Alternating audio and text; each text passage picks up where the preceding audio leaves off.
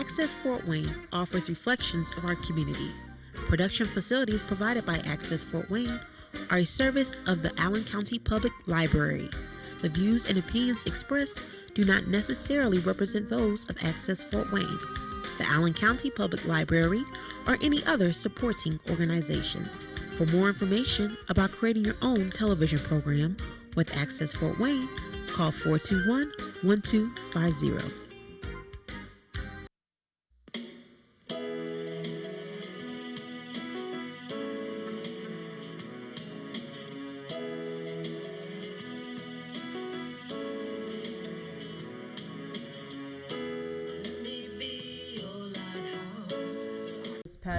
Patty Hunter of Patty's Page, and I have two guests beside me. One is David Meisner, Executive Director of a Hope Center, and the other one is Sherry Hampton, Director, let me get this one, Northeast Indiana Urban Outreach Task Force. And on the line we have Dr. Alveda King. Hello, Dr. Alveda, how are you? Hello to all the guests, Patty, and all the listening audience. Wonderful. Everything is marvelous. Hello, everyone. Hello. Thank you for coming. Oh, Sherry, you want to say something? I just wanted to say hello back. Our first thought is usually back to your uncle and the impact that he made along with other family members in the civil rights movement. When you compare the civil rights movement of your uncle's day with the civil rights movement of today, what are the differences? What are the similarities as you see them? One thing that I'm thinking about, my good friend Dr. Bill Owens, who is a civil rights icon. He was alive in the 20th century, and now he's still working. And he was on CNN today.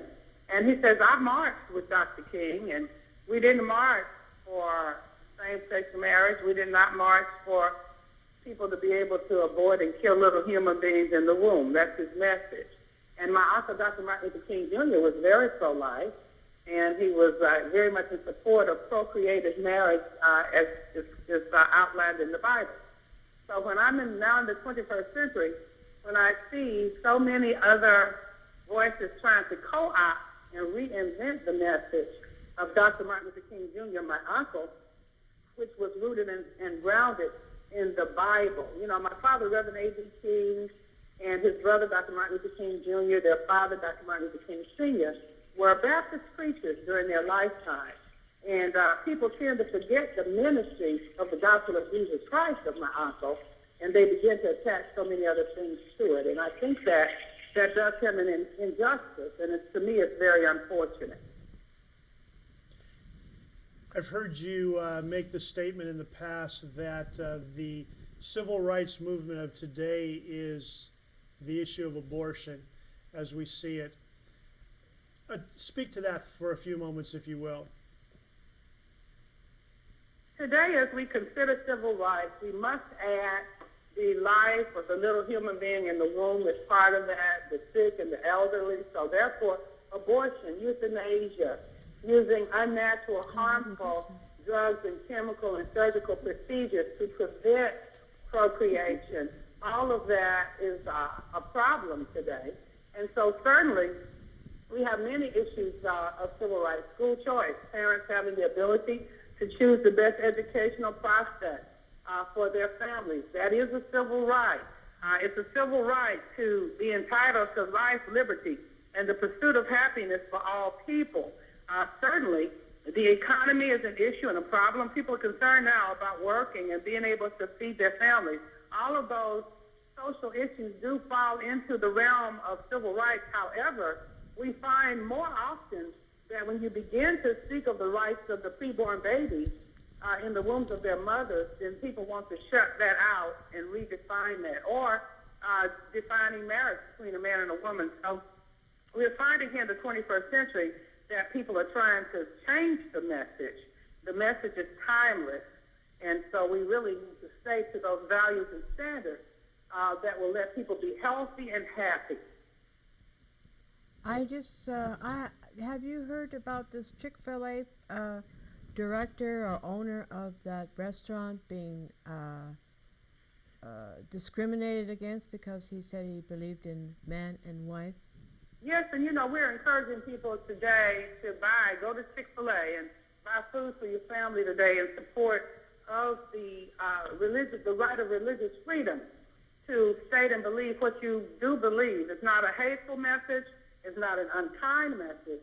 But I think it was Chicago, one of the cities says, well, we're not going to allow you to run a Chick-fil-A business in our city because we think you're hateful. Well, that's not hateful to say that you stand on Bible principles. That is certainly not a hateful message. I am familiar with the Cathy family. That's the family that owns and operates Chick-fil-A. And they're very generous and kind and supportive people of many community efforts. Also, Chuck Norris recently, Walker, Texas Ranger, maybe, if I say it that way, people would think about that. But he also was saying that the Boy Scouts was being pressured to accept a homosexual agenda, and he was urging people and saying that the president is leading that, and he's urging people not to cause the Boy Scouts to change their credo. That did happen with the Girl Scouts. At one point, a little boy wanted to be a Girl Scout, and recently Girl Scouts said, well, they can't tell a little boy whether he could be a boy or a girl, so they needed to let him join Girl Scouts. And Chuck Norris is urging that we don't have all of these truths redefined. So it has nothing to do with hate or judgment or not loving people. We love everybody. God loves everybody. So we're required to love everybody. But we should not have our values, especially our procreative values, redefined. So, for example, a lady who says, well, I'm going to use surgical and artificial chemical birth control because I don't want to procreate. Now, we know that a lot of these chemicals and procedures now are linked to breast cancer and cervical cancer, liver cancers, and stroke. And so she said, I would rather risk all that than to do what God asked me to do, which was to be fruitful and multiply. Or two men or two women say, well, we want to be with each other. We don't want to be fruitful and multiply because they can't. So these are the kinds of things that we're dealing with now. And, then we say in the education system, well, we're not going to have prayer in school. We can study Buddha and Muhammad and, you can look at the Wiccan, which is kind of leading into the Druids and witchcraft and things. But no prayer, no Our Father which art in heaven. We can't do that in school. That's wrong. So these are the kinds of things that we are struggling with today. And I encourage people to go back to the foundation. I certainly go back to the foundation of my ancestors, and that's Dr. Martin Luther King Sr., my daddy, A.D. King, his brother, Martin Luther King Jr. And Daddy King's daddy, Willis Williams, was a free slave preacher, and Mama King, that's his wife. Her daddy was born the day after President Lincoln signed the Emancipation Proclamation, and he founded one of the first chapters of the NAACP. Wow. So Sherry has a question for you, doll. Okay, I'm talking too long. I'm sorry. No, you're not. You're doing just fine, Okay, Dr. King. Go ahead. I got to tell you, I'm just more impressed with being in the audience and being a part of this conversation. So if my question is not phrased quite tactfully, I apologize in advance. I'm just impressed again with meeting you and just hearing you talk. I get more passionate about the cause as you are. But I'm just wondering, I know that you're a King and I know you're part of the King family, but what is it that has specifically called you into this purpose, this passion? What made you decide to step out and come in front of this issue as you, of course, as a King, have notoriety, but perhaps that didn't necessarily necessitate you being a part of this issue the way you are? What made you want to join this? Well, I'm going to go back to 1950, although I didn't find out this truth until the 21st century when my mother finally believed it was very important for her to tell the whole story. But in 1950, my mom and dad conceived me. They were engaged, and mother had just been accepted into college. So she says, I'm not ready to be a mother yet. So they had heard of this procedure through the birth control league. They didn't call it abortion back there. It was procedure for a mysterious female ailment. Oh. And they call it a D&C. Today they call it a D&E, but they go into the womb and remove everything. If a woman has a mysterious problem and she's just distressed and not feeling well, they would do this procedure to remove everything out of the womb. I remember really, that. It was a straight-out abortion, though. So my mother wanted to have this procedure, but her mother said, no, that doesn't sound right. See, my grandmother had raised my mother in such a manner that my mother was not allowed to date when she was in high school. But when she graduated from high school, was accepted into college, was engaged to my dad, her mother thought it was okay for her to go on what they called a date. And which is why I said people really should not date. They should have courtship, but definitely not date. So Mom conceived me, tried to talk her mother into an abortion. Her mother said, no, let's go talk to our pastor, and that was Dr. Martin Luther King Sr. Well, Daddy King said, no, I don't think we need to do that. That's an abortion. And I saw this baby in a dream 3 years ago. She's a little girl with bright skin and bright red hair, and she's going to bless people. So, no, we're not going to have an abortion. So when people hear me say, I have a dream that's in my genes, they think I am quoting my uncle and trying to live off of his ministry. But no, I have a dream that's in my genes, and my granddaddy dreamed me, and that's why I'm alive. Amen. And so I didn't know all of that whole story, as I say, until this century, because my mother, the only thing that the family talked about was that Daddy King had seen me in a dream. They tended not to talk about the abortion and things like that. So later, I got married 1 week before my dad, Reverend A.B. King, was killed, Dr. Martin Luther King Jr.'s brother. He was killed a year after his brother because they were civil rights leaders together. And right before Dad was killed, I got married because it was a year after Martin Luther King was killed in 68. And then in 69, I got married, and Dad was killed and thrown into our swimming pool. And you can read all about that at the abkingfoundation.com. But after Daddy was killed, I got pregnant on my honeymoon and had a little baby, but our doctor was affiliated with Planned Parenthood. The Birth Control League had changed its name to Planned Parenthood by then. And so my doctor, when I conceived my next baby, he aborted the baby, did a D&C in his office without explaining it because he didn't think I needed a baby. And I was post-abortive. He sent me to Planned Parenthood. And after that, I had another secret abortion. And I didn't tell my family because my doctor says, no, Planned Parenthood will be your friend. Don't tell anybody at the church. This doctor was a trustee on the board at our church. And he says, no, let Planned Parenthood be your friend. So initially, I was pro-abortion. And I believed Planned Parenthood. But when I found out the truth, in the mid-70s, I was pregnant again, and I was honestly going to have an abortion. But I told Dr. Martin Luther King Sr., my granddaddy, he said, they're lying to you. He said, that's not a lump of flesh. That's my great-grandchild. We're going to abort babies. So I had that baby, saw the ultrasound, realized that Planned Parenthood had lied to me, got born again in 83, and repented and confessed. And so I became, rather than one of the pro-choice supporters or pro-abortion supporters, I began to be a voice for life. And towards the end of the 20th century, met Father Frank Savone of Priests for Life. And then a few years later, he asked me to direct African American outreach. Oh, so wow. that's the story. That's the story. You with Priests for Life, too? I am a director of African American outreach with Priests for Life. I'm a non-denominational minister of the gospel. And I attend the Levi's Bible Christian Church in Atlanta, Georgia. But I direct African American outreach for Priests for Life. That's the largest Catholic pro-life organization in America. Dr. King, you've had the opportunity to literally stand before thousands of people and speak for the preborn baby in their life. You've had the opportunity to stand before Congress and speak against abortion. And a lot of people in our nation do not have those opportunities or those skills and abilities. What's the message that you can give to the average American who has a burning desire to see an end to abortion. What can that average person do to help make a difference? Well, there's a wonderful saying, each one can reach one. So each of us can share that message with at least one person. We can pray. We can financially support organizations.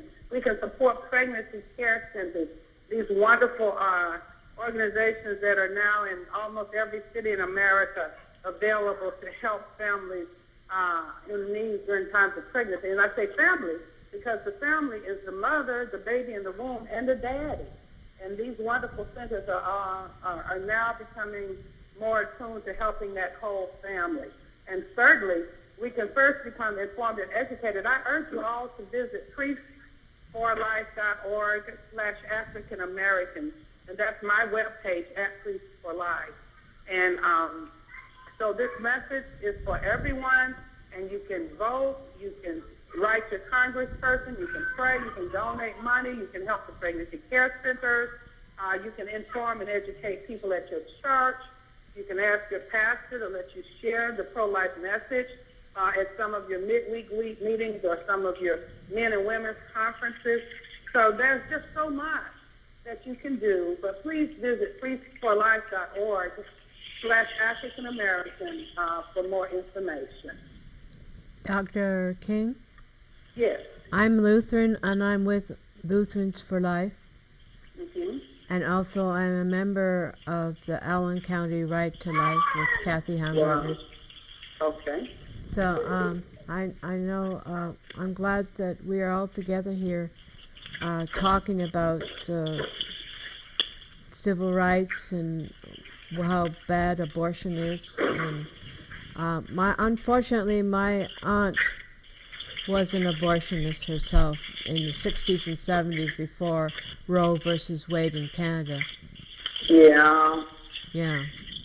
Yeah, and you know, people, like I say, I thought abortion was okay before the truth came to me. And so we have to tell the people the truth in love. Yes. Not to be judgmental, but to be helpful.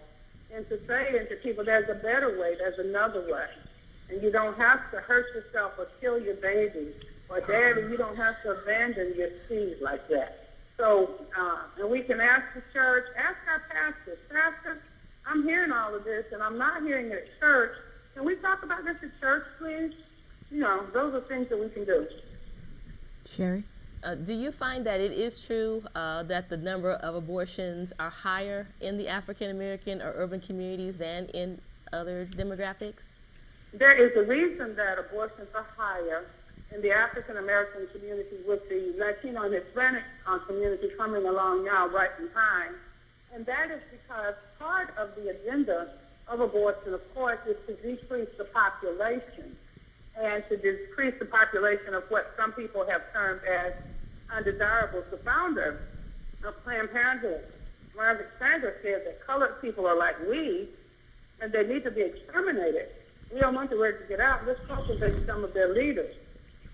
And so initially the effort was for sterilization rather than abortion. They had something called the Negro League, and that was getting black women to get abortions, and the Tuskegee Project, which was convincing African American men to be used as an experiment to have syphilis and not treat them and see what that would do. And so to try to decrease or diminish the black population was part of Margaret Sanger's agenda. And that agenda is still alive today because you can see the larger number of the Planned Parenthood and other abortion and birth control clinics are in African American communities, and many of those are on or near streets named after Dr. Martin Luther King Jr. And so out of the 50+ million babies who are on record as having been aborted since Roe versus Wade in 1973, almost 1/3 of those babies are African American babies. Oh my God. Just one more question, and then everybody Yes, else I'm can going go. to have to run away too. Yep. But go ahead, please. You've probably mentioned this already, and it went over my head. But your gauge for measuring success in this area, are you looking at, if a number of abortion clinics closed in the urban community, would that be an effective gauge, or the numbers themselves using, would it be Guttmacher Institute, the numbers going down in that area, would that be an effective gauge for saying, okay, we're successful in challenging this cause of abortion in the urban community, or what do you recommend as local targets that we can use to see how effective we are in this fight? Okay, well, it's a multi-pronged gauge. One, certainly the abortion clinics closing down based upon the legislative and legal demands that they become regulated and accountable. Two, the number of pregnancy care centers that are emerging who are helping families to live and to be blessed and enjoy lives. Three, the measures of legislation that are passing that are life-friendly. So if you can add all those together, you can begin to see that the tide has definitely turned. Thank you very much. Thank you. Well, you're so welcome. I hope you could hear me. I have a little background noise. I have grandbabies visiting. Aha, that's what we're hearing. That's what you're hearing. And so there's a lot of little bubble machine going and noise and music behind me. But this is about life, and I am a grandmother, so we have to do that too. That's not background noise. That's music to your ears. It really is. It really is. Praise the Lord. All right, my friends. Well, may God bless you and keep you and every listener. We pray that you've heard some things now that would inspire you to further research and continue to pray with us and help in any way that you can. And God bless everyone. Thank you for giving me this time to share. Thank you. Thank you, Dr. Alveda King. Thank you, Dr. King. Thank you. Thank you. Bye-bye. Bye-bye. And thank you, David Meisner, Thank you, Patty. for coming on to my show. And you, Sherry Hampton. Thank you. Oh, what do you think of what we just talked about with Dr. Alveda King? Is she what you expected to be? And more, and more. I mean, I was just humbled again to be here. Wanted to be as silent as I possibly could, but it's just listening to her talk. I mean, you just get something stirring. Like, this is a big cause, and It is a big there are cause. things that need to be done, and that she's out doing. So why can't we do something as well to help? What were you? I think she hit the nail on the head when it comes to putting an end to abortions in the United States.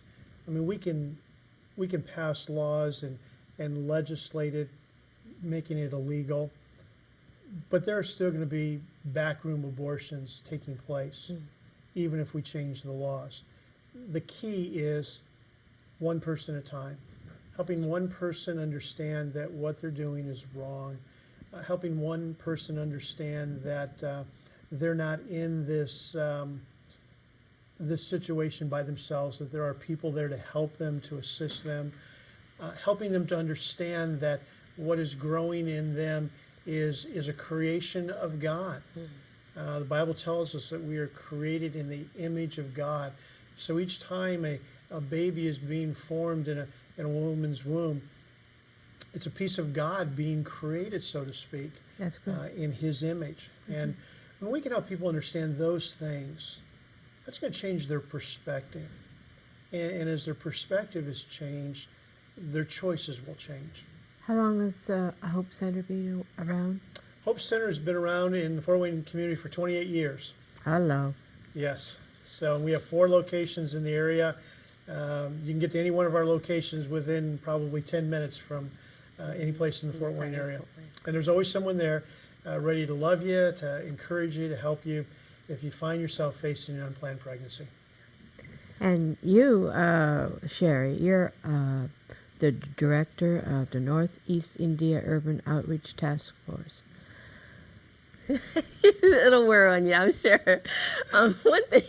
One thing I want to say too, that I appreciated about Dr. King's comments, and as far as measuring success, was the number of increased pregnancy resource centers that there are. And as you can hear Dave speak, I don't know about you, but I also got that, oh goodness, there's a cause here, and there's something that needs to be done. And Dave and his organization is definitely at the forefront of getting that done with 4 locations in Fort Wayne. And you, And so, and your outreach yeah, what do you basically do? What I'm here to do is kind of help undergird Dave and his organization, Right. as well as other pro-life, life-affirming organizations in reaching and targeting the African American community. As Dr. King alluded to, and as Dave has shared his passion with me, Kathy Humbarger has also shared her passion with me.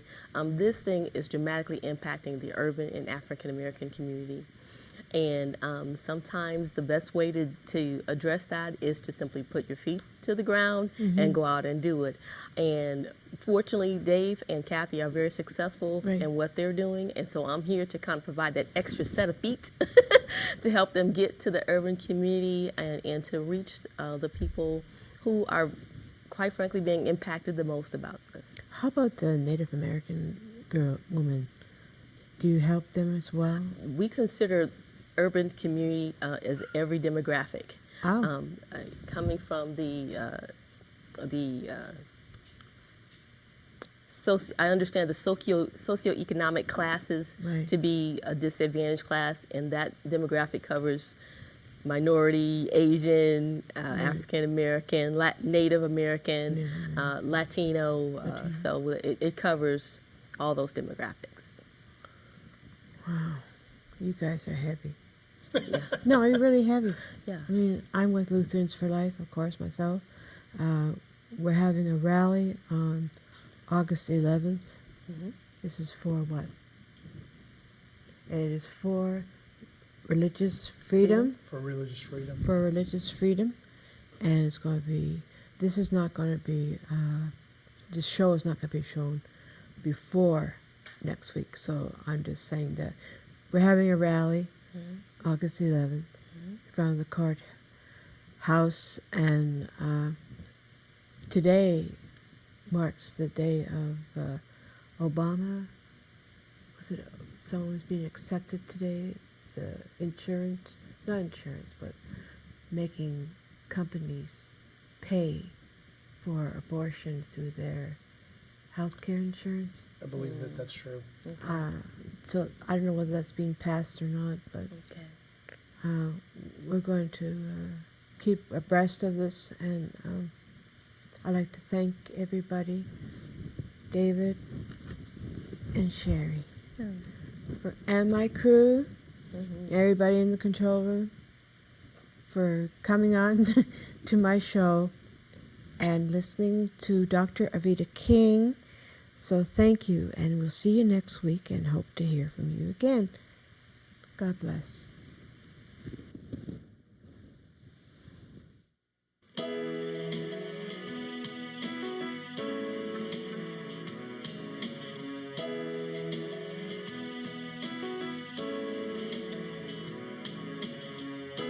Let me be your lighthouse, so I can show you the way. Let me be your shining light, keep you from drifting away. I'm the one that makes you try.